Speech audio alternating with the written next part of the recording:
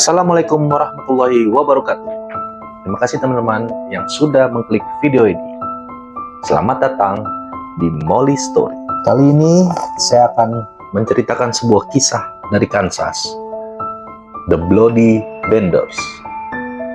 Kasus pembunuhan di zaman modern ini mungkin belum sesadis yang terjadi pada masa silam. Setidaknya, kejadian-kejadian sepanjang sejarah peradaban manusia ini bisa menjadi pelajaran untuk meningkatkan kewaspadaan. Inilah kisah keluarga pembunuh berantai pertama di Amerika. Selama akhir abad ke-19, tepatnya antara tahun 1871 hingga 1873, ada sebuah keluarga yang terdiri dari 4 anggota keluarga yang terkenal karena kasus pembunuhan pada wisatawan yang menginap di rumahnya. Mereka membunuh wisatawan yang datang untuk mencari makan dan tempat tinggal. Seperti banyak kisah dari periode ini, berkat Homestead Act tahun 1862 setelah Perang Sipil, suku Indian Osage dipindahkan dari rumah mereka di Labette County ke Oklahoma agar wilayah Kansas tersedia bagi para pemukim Eropa. Keluarga Benders merupakan imigran Jerman yang hidup menjelang akhir abad ke-19 di wilayah Cherryville, Kansas Tenggara, Amerika Serikat. Kisah keluarga Benders dimulai ketika menjelang akhir tahun 1870. Profil keluarga Benders. John Benders Senior diidentifikasi bernama asli sebagai William Benders. Berusia kurang lebih 60 tahun, berbicara sedikit bahasa Inggris dengan aksen yang kental beserta anaknya John Benders Jr. John Benders Jr. seorang pria tampan dengan rambut pirang dan kumis tipis. Ia lancar berbicara bahasa Inggris, namun dengan aksen Jerman. Berusia sekitar 25 tahunan. John Benders Senior dan John Benders Jr. pindah ke daerah padang rumput Cherryville, Kansas. Di tempat barunya, mereka membeli 160 hektar tanah di dekat Jalan Osage Mission Fort, lalu mendirikan rumah yang kemudian digunakan sebagai penginapan dan toko kecil yang diketahui mulai beroperasi di tahun 1871. Di tahun yang sama, istri dan putri John Benders, mereka menyusul ke rumah baru tersebut sambil membawa barang-barang serta perabotan mereka. Istri John Benders bernama Elvira Benders yang biasa dipanggil Ma, berusia sekitar 55 tahun, tidak bisa bahasa Inggris dan dijuluki oleh para tetangganya She Devil alias iblis wanita karena sikapnya yang ketus. Putrinya yang bernama Katie Benders berusia 23 tahun. Lancar berbahasa Inggris dengan aksen, ia mengaku sebagai paranormal yang memiliki kekuatan supranatural untuk menyembuhkan penyakit hingga memanggil arwah dan mengusir hantu. Namun, meskipun demikian, Kate dan John Benders Jr. secara teratur menghadiri sekolah minggu di Harmony Grove. Jalan Osage Mission Fort merupakan jalan raya satu-satunya di padang rumput itu yang bisa digunakan dan sering dilewati para pengembara. Sehingga toko dan penginapan keluarga Benders menjadi tempat yang sering disinggahi oleh mereka yang sedang melintas di jalan tersebut untuk melakukan perjalanan ke barat. Ada yang sekedar membeli kebutuhan ataupun memang untuk berhenti dan beristirahat. Namun siapa sangka justru penginapan itu menjadi tempat peristirahatan terakhir mereka. Rumah penginapan keluarga Benders merupakan sebuah kabin satu kamar, di mana keluarga Benders menggunakan tirai untuk membagi kabin satu kamar itu menjadi 2 bagian. Bagian belakang digunakan sebagai tempat tinggal, sedangkan bagian depan diubah menjadi toko kelontong, dapur, dan meja makan tempat para pelancong dapat berhenti untuk membeli barang-barang kering, makan, atau bahkan istirahat malam. Di sebelah utara kabin mereka menanam sayur-sayuran dan berkebun apel. Para korban keluarga Benders. Tak lama setelah Elvira dan Kate datang ke rumah itu, banyak sudah orang yang dinyatakan hilang dan tak pernah kembali. Rupanya orang-orang tersebut yang sebelumnya singgah di rumah keluarga Bender memang telah dibunuh. Pada periode tahun 1871 hingga 1873, telah ada puluhan orang yang menjadi korban pembunuhan berantai keluarga ini. Ketika ada seorang tamu yang datang ke penginapan, salah satu anggota keluarga Bender akan mempersilahkan orang tersebut untuk duduk di sebuah kursi yang telah diatur sebelumnya. Kursi itu tepat berada di sebuah perangkap yang langsung mengarah ke ruang bawah tanah. Begitu keadaan memungkinkan, tamu yang duduk tepat di balik tirai akan diserang dengan semacam palu. Kate bertugas untuk mengalihkan perhatian tamu, sementara para pria telah menunggu di balik tirai, siap untuk menghantamkan palu ke kepala korban. Sementara itu, Elvira Bender yang telah bersiap untuk memotong tenggorokan korban yang malang tadi untuk memastikan kematiannya. Tubuh korban-korban tersebut kemudian dijatuhkan melalui pintu perangkap menuju ruang bawah tanah. Jenazah kemudian akan dijatuhkan melalui pintu jebakan, ditelanjangi, dan kemudian dikubur atau dipotong-potong. Meskipun beberapa korban mengenakan barang berharga atau membawa uang tunai, namun barang-barang itu masih melekat di tubuh mereka. Hal ini menunjukkan bahwa para korban dibunuh untuk kesenangan, bukan untuk uang. Sekitar selusin lubang peluru juga ditemukan di dalam kabin, kemungkinan dari korban yang mencoba melawan. Beberapa orang yang berhasil selamat, salah satunya adalah William Pickering, mengatakan bahwa ia menolak untuk duduk di dekat tirai karena melihat ada noda darah di sana. Kate sempat mengancamnya dengan pisau, namun pria itu langsung melarikan diri. Sementara itu, pengakuan dua orang pria lainnya juga hampir sama. Mereka menolak untuk makan di dekat tirai walaupun sang pemilik memaksa.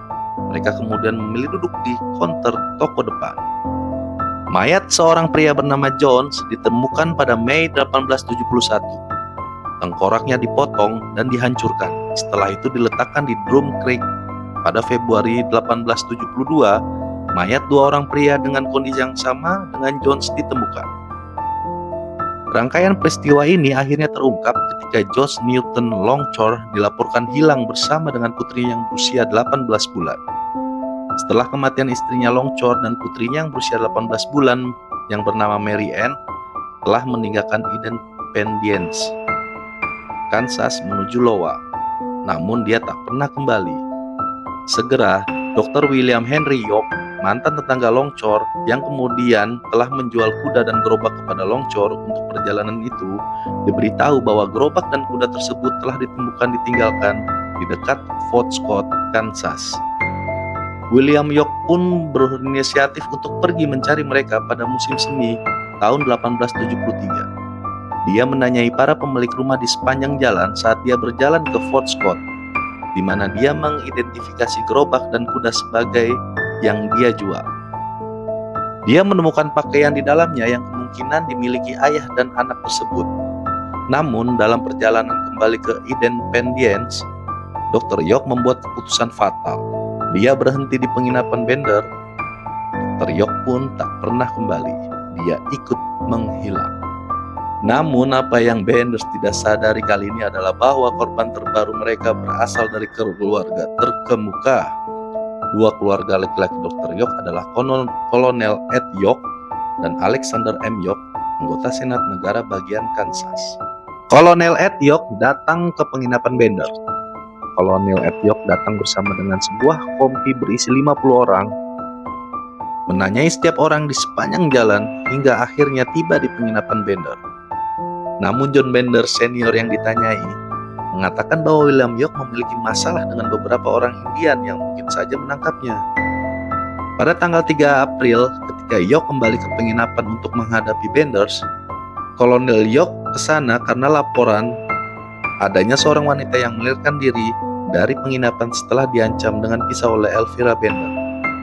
Puluhan lubang peluru ditemukan di atap dan juga sisi kabin. Penyelidik menduga bahwa beberapa korban-korban telah berusaha untuk melawan sehingga terkena pukulan palu. Kolonel York bersama dengan 75 penduduk setempat termasuk diantara John Bender Senior dan John Bender Junior kemudian mengadakan pertemuan untuk membahas banyaknya kasus orang hilang selama 3 tahun terakhir ini. Setelah itu disepakati bahwa akan dilakukan penggeledahan di setiap rumah. Beberapa hari setelah pertemuan itu, keluarga Bender pun menghilang. Pengejaran keluarga Benders. 3 hari setelah pertemuan tersebut, Billy Toll, seorang pengendara ternak, menyadari bahwa rumah yang merangkap penginapan keluarga Bender itu sepi seperti ditinggalkan. Dia memperhatikan bahwa hewan di properti Bender mati atau kelaparan. Wali kota beserta Kolonel York juga warga kemudian mendatangi keluarga Bender.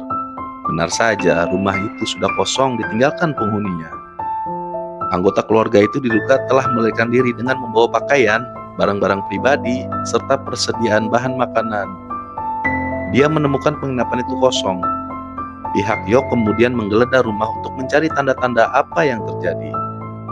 Pada saat pemeriksaan didapatilah sebuah perangkap berpaku di bawah tempat tidur, bercak darah ditemukan di lantai. Para pria mulai membongkar ubin dan melakukan penggalian. Pekarangan dan juga kebun sayur tak luput dari penggalian. Para penyelidik menemukan 11 mayat, di mana mereka merupakan orang-orang yang dilaporkan hilang di wilayah tersebut. Kondisi mayat-mayat tersebut sangat mengenaskan. Ada yang tengkoraknya pecah akibat hantaman palu, tenggorokannya yang sobek, tubuh-tubuh yang dimutilasi, dan beberapa dimasukkan begitu saja ke dalam sumur. Bahkan ada mayat anak-anak yang sepertinya dikubur hidup-hidup, namun tidak ditemukan tanda-tanda penganiayaan fisik di tubuhnya. Pada tanggal 17 Mei 1873, senator negara bagian yang juga merupakan saudara dari salah satu keluarga Bender, Alexander Yok, bahkan menawarkan hadiah sebesar $1.000 untuk siapa saja yang mampu menangkap keluarga Bender. Tak ketinggalan, gubernur Kansas saat itu, Thomas L. Osborne, juga menawarkan hadiah $2.000. Teka-teki keberadaan keluarga Benders. Kisah penemuan mayat-mayat di penginapan keluarga Benders langsung tersebar luas dan cepat. Lebih dari 3.000 orang mendatangi penginapan Bender. Kabin Bender kemudian dihancurkan. Sebuah jejak dari gerobak kereta keluarga Bender ditemukan di luar batas kota Thayer, sekitar 19 km dari penginapan. Diduga bahwa setelah sampai Thayer, keluarga ini membeli tiket di Leavenworth menuju Red River County, sebuah wilayah dekat Denison, Texas. Dari sana, keluarga ini kemungkinan bergabung dengan koloni di perbatasan Texas dan New Mexico. Setelah itu mereka tak lagi dikejar. Sudah menjadi rahasia umum bahwa perbatasan tersebut merupakan tempat yang sangat berbahaya, di mana kebanyakan orang yang ke sana tak pernah kembali lagi. Kisah pelarian keluarga ini menyebar luas dan pencarian terus dilakukan selama bertahun-tahun. Namun, tak ada seorang pun yang mengklaim hadiah tersebut. Oke teman-teman, itulah kisah dari keluarga Bender yang sampai sekarang masih menjadi misteri dan bisa dibilang ini adalah kasus kejahatan pembunuhan berantai pertama di Amerika Serikat. Bagaimana menurut kalian tentang kisah ini? Silahkan komen di kolom komentar. Sekali lagi terima kasih untuk teman-teman yang sudah mengklik video ini dan jangan lupa subscribe. Sampai jumpa di kisah berikutnya.